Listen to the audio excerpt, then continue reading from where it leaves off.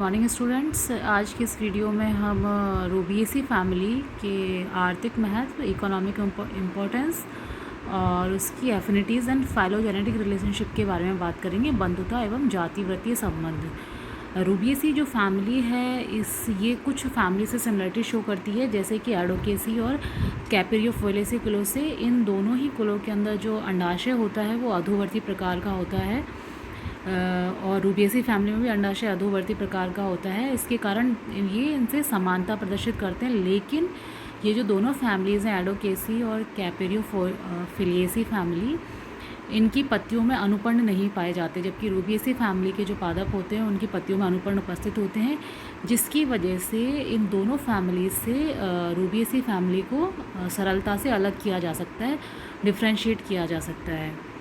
सामान्यतः Rubiaceae family का जो ओरिजिन है, जो उत्पत्ति है, वो एपिएसी या अम्बेलिफेरी फैमिली से ही मानी गई है, उसी से संभव हो सकती है।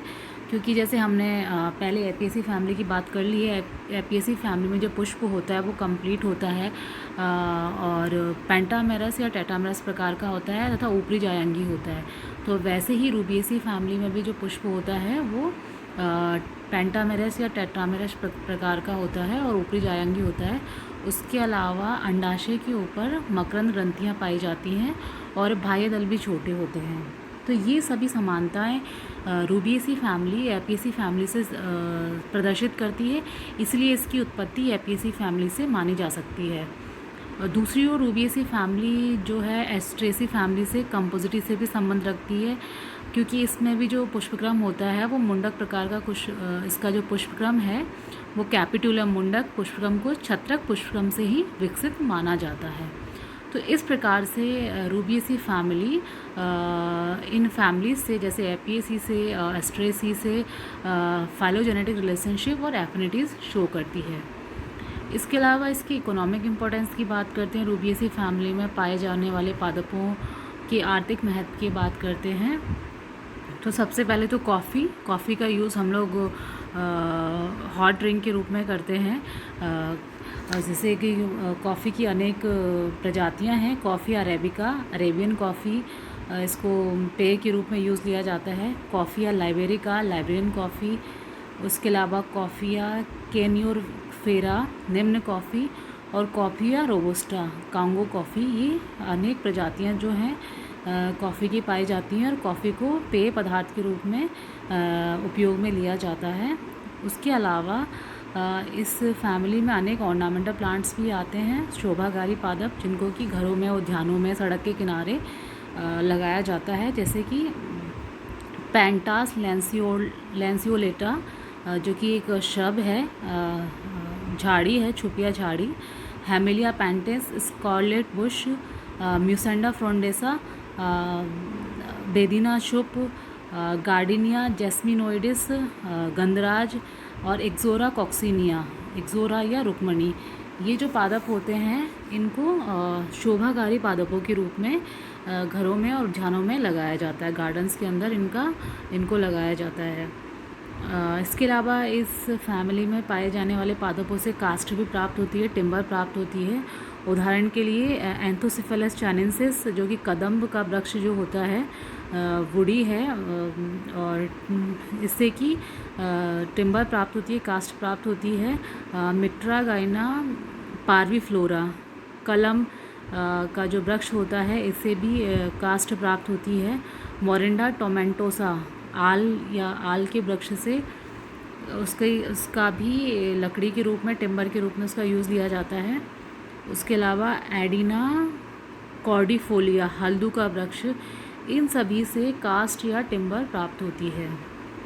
उसके अलावा इस फैमिली में पाए जाने वाले पादपों का कुछ औषधीय रूप से भी महत्व है, कुछ मेडिसिन्स भी प्राप्त होती हैं, जैसे कि सिनकोना की अनेक प्रजातियां, विशेषकर सिनकोना ऑफिसिनिलिस की छाल से मलेरिया की प्रसिद्ध दवा कुनैन प्राप्त होती है, और इसकी छाल से क्विनिन या सिनकोडिन नामक औषधि तत्व वाले एल्कलॉइड भी पाए जाते हैं।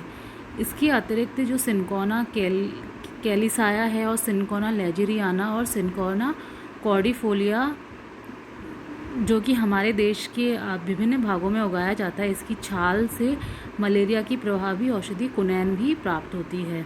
तो इसका अत्यधिक औषधीय महत्व है। इसके अलावा गार्डिनिया रेजिनीफेरा जो है दिक्माली को सुंदरता के लिए बगीचों में तो लगाया जाता है। इसके अलावा इससे रेजिन गोंद भी प्राप्त होता है, जो कि उत्तेजक या वातर एवं अजीर्ण के प्रभावी औषधि के रूप में इसका उपयोग किया जाता है। उसके अलावा म्यूसेंडा ग्लोबरेटा का भी औषधीय महत्व है। इससे बुखार, दमा इत्यादि का उपचार में इसको प्रयोग में लिया जाता है। इससे कुछ रंजक या डाइज भी प्राप्त होती हैं रूबिएसी फैमिली के पादपों से। रूबिया कॉर्डिफोलिया की जड़ों से पीला एवं नीले रंग का रंजक प्राप्त होता है, जिसको कि डाई के रूप में यूज़ लिया जाता है।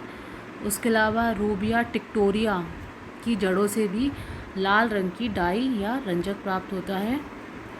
और मोरिंडा टिक्टोरिया की जड़ से भी लाल रंग प्राप्त होता है। इसके अलावा ऑल्डन लेंडिया ब्रेकिएटा की जड़ों की उसकी जो जड़ होती है उसकी छाल से भी लाल रंग प्राप्त होता है। तो इन सभी पादपों से रंजक प्राप्त होते हैं या डाई प्राप्त होती है। इसके अलावा कुछ खाद्य पदार्थ भी इन रूबिएसी फैमिली में पाए जाने वाले पादपों से प्राप्त होते हैं या उनका खाद्य पदार्थ के रूप में यूज़ लिया जाता है, जैसे कि हेमेलिया पेंटेंस के जो फल होते हैं वो खाने के योग्य होते हैं, उनका यूज़ खाने में किया जाता है। इसके अलावा रेंडिया जुमेंटोरम का जो मन फल है उसको भी खाने के रूप में काम में लिया जाता है। एडिबल्स होते हैं ये। एंथोसिफेलस चाइनेंसिस, जैसा कि हमने एंथोसिफेलस चाइनेंसिस जो कि कदम का वृक्ष होता है, उसके जो फल होते हैं उनको भी खाने के रूप में काम में लिया जाता है। और इसके अलावा एंथोसिफेलस चाइनेंसिस से वुड भी कास्ट भी प्राप्त होती है, टिम्बर भी प्राप्त होती है। ये हमने अभी इसके इकोनॉमिक इम्पोर्टेंस में बात की थी इसकी। तो ये सभी आर्थिक महत्व हैं रूबिएसी फैमिली में पाए जाने वाले पादपों के। इनका यूज़ कॉफ़ी के रूप में